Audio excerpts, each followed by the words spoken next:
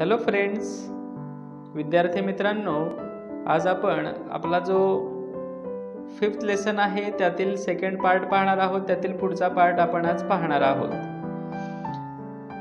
आपण काल थोडासा पाहिलं होतं, त्याची थोडीशी आपण रिव्हिजन करूया, थोडीशी उजळणी करूया त्याची, आणि मग आजचा पाठ शिकवायला सुरुवात करूया. तर मित्रांनो, या ठिकाणी आपल्याला दिलेलं आहे what happens when everyone has a role in decision making. What happens when everyone has a role in decision making म्हणजे प्रत्येकाला निर्णय घेण्याच्या प्रक्रियेत सामावून घेतलं, निर्णय घेताना सामावून घेतलं किंवा त्याचा मत विचारात घेतलं तर काय होतं. मग काय होतं ते पण सांगितलेलं आहे आपल्याला. Each person gets the opportunity to say what they think.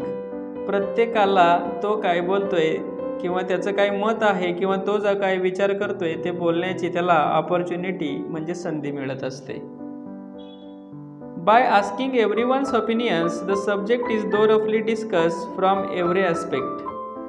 म्हणजे प्रत्येकाचं मत विचारात घेतल्यामुळे काय होतं, जो विषय आहे की ज्याच्यावर चर्चा सुरू आहे किंवा ज्या विषयावर निर्णय घ्यायचा आहे त्या मुद्द्याचा, त्या विषयाचा प्रत्येक मुद्दा विचारात घेतला जातो. म्हणजे त्याच्यावर खूप सारी सखोल चर्चा होत असते. We feel like a more important part of the family when we see that our opinion is value. आपलं मत जर घरात विचारात घेतलं गेलं ना, तर आपण आपल्या फॅमिलीचा, आपल्या कुटुंबाचा सगळ्यात महत्त्वाचा आणि मोठा घटक आहोत असं आपल्याला वाटतं, आणि आपण पण खूप मोठे झालो आहोत असं सुद्धा आपल्याला वाटायला लागतं. आता नेक्स्ट पार्ट पाहूयात. Just we have role in making decisions in our family. आपल्याला just we have a role in making decisions in our family म्हणजे पहा, just we have a role in making decisions in our family, जसं आपल्या कुटुंबामध्ये आपलं निर्णय घेण्यासाठी आपलं मत विचारात घेतलं जातं, त्याचप्रमाणे we also have a role in public decision making म्हणजे सार्वजनिक जे निर्णय घेतले जातात त्यामध्ये सुद्धा आपला समावेश होत असतो. In newspapers, we read about matters requiring public participation. म्हणजे आपण वर्तमानपत्रामध्ये वाचतो की काय वाचतो आपण, some matters that require public participation, की असे काही गोष्टी असतात, असे काही घटक असतात की त्याच्यामध्ये लोकांचं मत काय आहे किंवा लोकांचा सहभाग घ्यायचा असतो. A few examples of such news have been summarized below. अशाच काही न्यूज आहेत, त्याचा काही भाग या ठिकाणी दिलेला आहे. या ठिकाणी दिलंय रीड अँड डिस्कस, वाचा आणि विचार करा. पहा, या ठिकाणी आपण पाहू शकतोय रीड अँड डिस्कस. पहिल्यांदा काय दिलंय, citizens participate in municipal budget planning, citizens to decide the matters on which to spend money.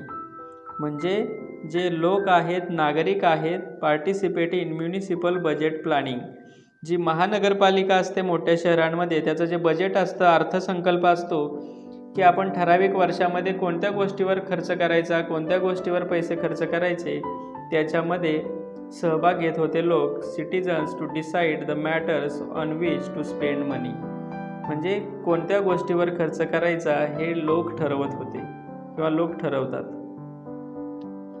Citizens crowd suggest improvements to city development plan.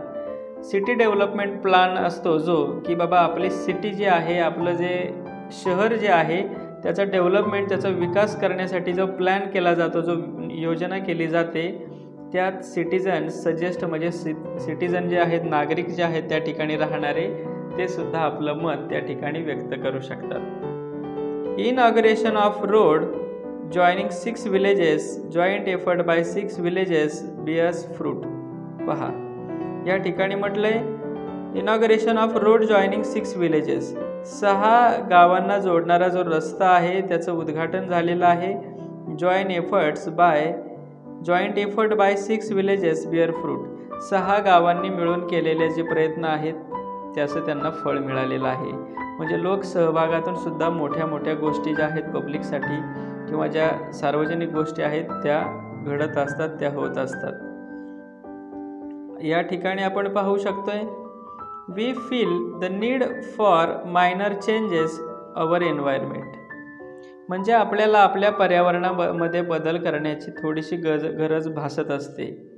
It is to our advantage that everyone has a role in making decisions about changes in our surrounding.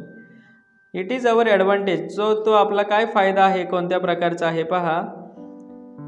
Everyone has a role in making decisions about changes in our surroundings. म्हणजे प्रत्येकाला आपल्या परिसराबाबत निर्णय घेण्याची गरज असते किंवा भूमिका असते. The government we elect make decisions regarding public matters. जे सार्वजनिक गोष्टी असतात त्याच्यावर निर्णय कोण घेत असतं, आपण जे सरकार निवडून दिलेलं असतं. The government we elect, elect म्हणजे निवडून दिलेलं, इलेक्टचा अर्थ होतो निवडून दिलेलं, जे आपण निवडलेलं, जे आपण सरकार निवडलेलं आहे, जे आपण आमदार खासदार निवडलेले असतात ते एकत्रितपणे संसदेमध्ये ते निर्णय घेत असतात. If we feel that a decisions made by the government is wrong.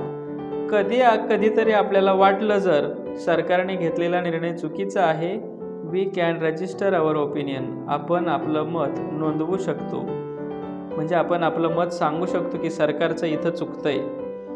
In this way we can be a part of decision making process. अशा पद्धतीने आपण पब्लिक डिसिजन मेकिंगचा प्रोसेसचा सुद्धा पार्ट होऊ शकतो. थिंक, विचार करा. Be a part of the decision making process in your home. तुमच्या घरामध्ये निर्णय घेण्याच्या प्रक्रियेचा भाग व्हा. Do not form your opinions merely on the basis of what others say. बाकीचे काय म्हणतात त्याच्यावर तुमचं मत नोंदवू नका किंवा मत तयार करू नका. Share your thoughts with others. तुमचे स्वतःचे जे विचार आहेत तेच इतरांशी शेअर करा.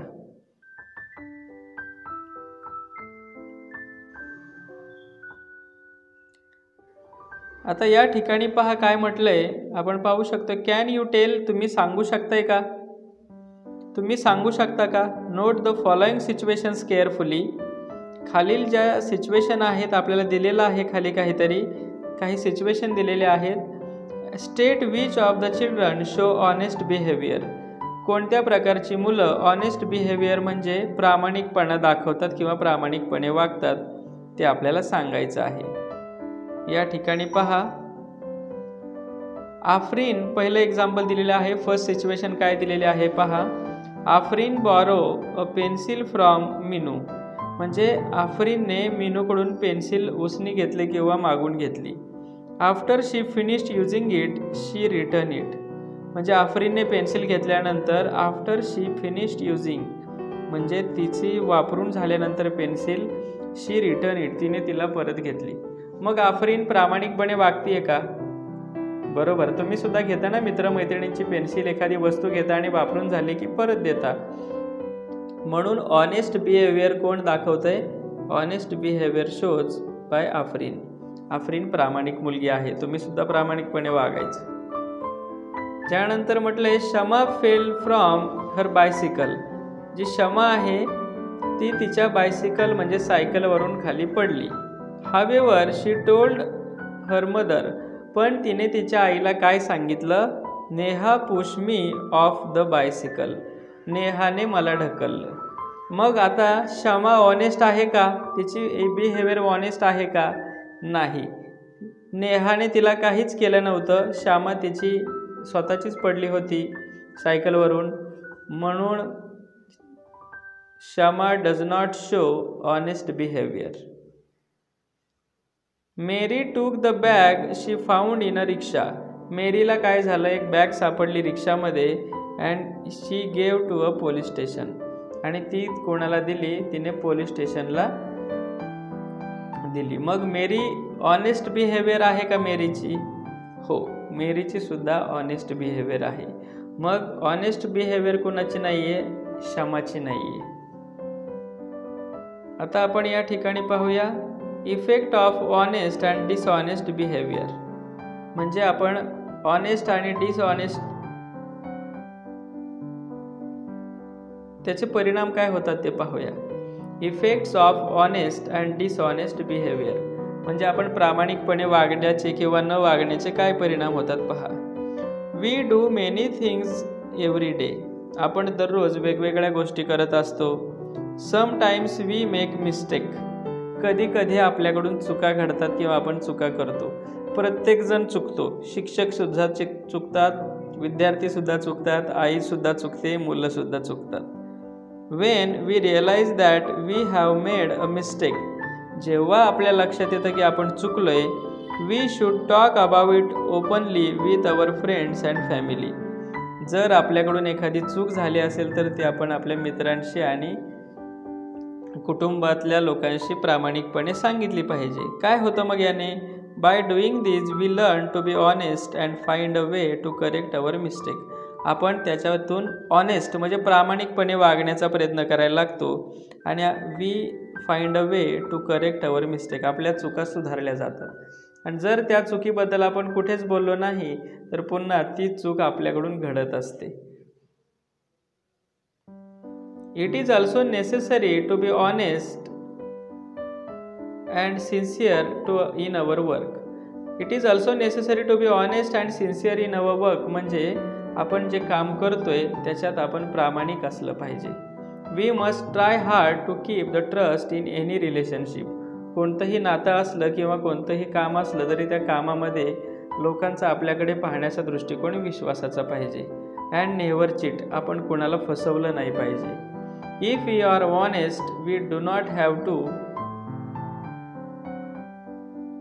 म्हणजे जर आपण ऑनेस्ट असू, आपण प्रामाणिक असू तर काय होतं, इफ वी आर ऑनेस्ट म्हणजे आपण जर प्रामाणिक असू, we do not have to be afraid. जर आपण प्रामाणिकपणे काम करत असू तर आपल्याला कोणाला घाबरण्याचं काहीच कारण नसतं. But if we are dishonest, जर आपण प्रामाणिक नसलो तर काय होतं मित्रांनो, we lose our self confidence. आपला जो आत्मविश्वास आहे तो आपण गमावून बसतो.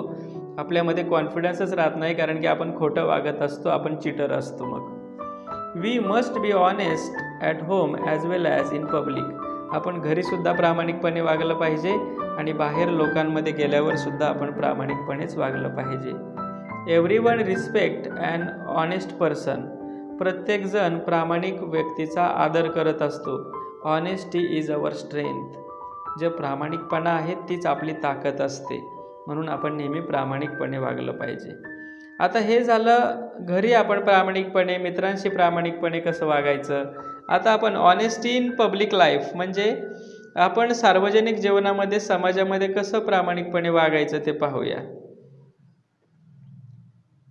If we are honest in our public life we will get better public services and facilities. आपण आपल्या सार्वजनिक जीवनामध्ये जर प्रामाणिक असू तर आपल्याला बेटर पब्लिक सर्व्हिसेस म्हणजे ज्या लोकांसाठीच्या सेवा असतात त्या उत्तम मिळतात अँड फॅसिलिटीसुद्धा आपल्याला चांगल्या मिळत असतात. What happens if we travel on a train or bus without a ticket. जर आपण विदाऊट तिकीट प्रवास करत असू बसमधून किंवा ट्रेनमधून तर काय होईल, our public transport system will run at a loss. आपण जर विना तिकीट प्रवास केला तर तो लॉस कोणाचा आहे, आपली जी पब्लिक ट्रान्सपोर्ट सिस्टीम आहे म्हणजे ट्रेन असेल, बस असेल, त्यांचाच तो लॉस आहे. आणि जर आपल्या बस आणि ट्रेन या पब्लिक ट्रान्सपोर्ट सिस्टीमचा लॉस झाला तर ते आपल्याला चांगल्या सर्व्हिस देतील का, त्या बसमध्ये चांगले सीट असतील का, त्या ट्रेनमध्ये चांगली सोय असेल का, त्या ट्रेनमध्ये AC असेल का, नाही. त्यांचा जर लॉस झाला तर आपल्याला ते चांगल्या सर्व्हिस देणार नाहीत. आणि काही काळाने जर त्यांचा सारखाच लॉस होत राहिला तर ट्रेन आणि बस या सर्व्हिससुद्धा बंद होतील. If each person boys a ticket honestly this problem will not rise. प्रत्येकाने जर प्रामाणिकपणे तिकीट काढलं तर असा प्रॉब्लेम होणार नाही. Honesty can increase efficiency in public life. आपल्या सामाजिक जीवनामध्ये सुद्धा सुकरता येत असते. Honesty is the best way to increase discipline and efficiency in public life. म्हणजे आपल्या सार्वजनिक जीवनामध्ये शिस्त येण्यासाठी ऑनेस्टीची गरज आहे. आता आपण पाहूया ॲडव्हान्टेजेस ऑफ कोऑपरेशन, म्हणजे एकमेकांना मदत करण्याचे, सहकार्य करण्याचे फायदे काय आहेत पहा. कोऑपरेशन या वर्डचा तर मिनिंग तुम्हाला माहीत असेल. Cooperation means to help each other, एकमेकांना मदत करणे. To cooperate with each other म्हणजे प्रत्येकाला सहकार्य करणे एकमेकांना. In a family we cooperate with each other, आपण आपल्या कुटुंबामध्ये एकमेकांना मदत करत असतो. सिमिलरली इन टीम स्पोर्ट्स म्हणजे खेळाचे संघ असेल त्याच्यामध्ये सुद्धा एकमेकांना कोऑपरेट करतात लोक, एकमेकांना सहकार्य करतात.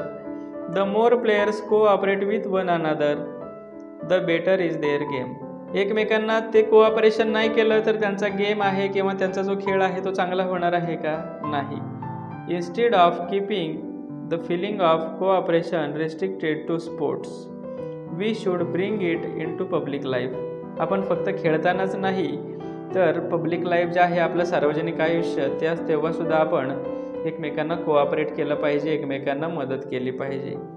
Everyone needs cooperation in public life, प्रत्येकाला सार्वजनिक आयुष्यामध्ये सहकार्याची गरज असते. We too need the help of others, आपल्याला सुद्धा इतरांची मदत लागत असते. कधी कधी आपल्याकडं घरी एखादी वस्तू नसते, आपण शेजाऱ्यांची मदत घेतो, शेजाऱ्यांचं सहकार्य घेतो. कधी कधी आपण एखाद्याला लिफ्ट मागतो रस्त्याने जाताना, ते सुद्धा एक प्रकारचं कोऑपरेशन असतं. Fairs, rallies and other such gatherings can only be arrange successfully if we cooperate with one another, ज्या जत्रा आहेत, रॅली असतील आणि इतर ज्या सार्वजनिक गोष्टी आहेत, पब्लिक जिथं एकत्र येतात, अशा गोष्टीसुद्धा एकमेकांना कोऑपरेशन केलं तरच त्या व्यवस्थित होतात. आता पहा, रस्त्याने जाताना बरेच लोक एकमेकांना कोऑपरेट करत नाहीत, कुठेही गाडीमध्ये रस्त्यामध्ये जातात, सिग्नल पाळत नाहीत, त्यांच्यामध्ये डिसिप्लिन नसते आणि कोऑपरेशनसुद्धा नसतं, त्यामुळे काही प्रॉब्लेम उद्भवत असतात. मित्रांनो, अशा पद्धतीने हा आपला लेसन जो 5 आहे त्याचा सेकंड पार्ट होता. थर्ड पार्टसुद्धा तुम्हाला उद्या मिळेल. थँक्यू.